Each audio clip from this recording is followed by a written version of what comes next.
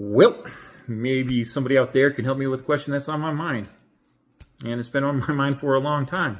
But I've got plenty of time to think about it again after just reading some things online. And I'm waiting for a tax website to finally send me my 2FA after I don't know how many hours, because taking my money is not enough. They have to take away my day off too. Anyways, the question that I have is, why is it that there could be a movie that people are watching, and it could be a good movie, could be a bad movie. A viewer could be smart or stupid or anything in between, right? We have no question of who the good guy is and who the bad guy is. There's just no disagreement. It's just based on everything that they show us unfold. It's obviously the conservative family man who's the evil douche lord, right?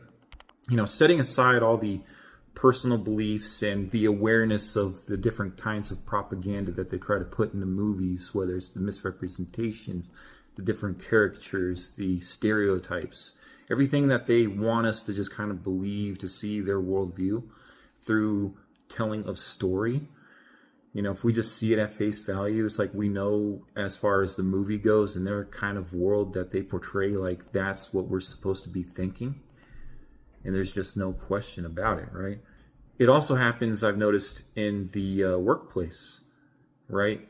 So on a daily basis, we deal with these different things and we start to figure out what works and what doesn't work. And all the coworkers I've noticed, whether they're conservative, liberal, self-absorbed, or decent people, you know, unless if it's just an old guy that's set in their ways and just thinking that the younger people don't want to work and all they do is complain, there's a general consensus that these things over here work and these things get in the way. They're all living the same story together at the workplace. So there's not these multiple factions inside the workspace, unless if it's personal dramas and the rumors from that. Everybody just kind of knows that there's something dysfunctional at the workplace happening because of this or that. But when it comes to politics, there is, for some reason, these divisions that just start taking place all over the place. You get the main two, the Republicans and the Democrats. And then you get the libertarians, the fascists, the communists, and on and on and on and on. They never seem to be able to agree on anything. Now, if you hear me talk with potentially more videos, I don't know if I'm going to make any more or not, but if you hear me talk in the future, I'm going to be a little bit different because I'm going to be talking about labels, and then I'm going to be setting those labels aside because I don't really see people as labels. I just see people as having complexities, different views, nuances that over time, if they line up everything like in the political compass test, and they're like, I agree with this, I disagree with that, and they go through a series of questions that they eventually just start kind of affiliating with like a left or a right and so on and so forth. That's where it just kind of puts them. They're still just people, but they just have like these values that align them in those areas, which is where, you know, somebody like me could be identified as the right versus somebody else who's generally the opposite. So some people say there's no left or right, but there's obviously a left or right because that's just kind of what they agree and disagree with. Now, the question for me, too, that I have to consider is, why are there the disagreements? So, you know, usually there, you know, if you turn on a light, there's a shadow. Okay, so black and white type of thing, right?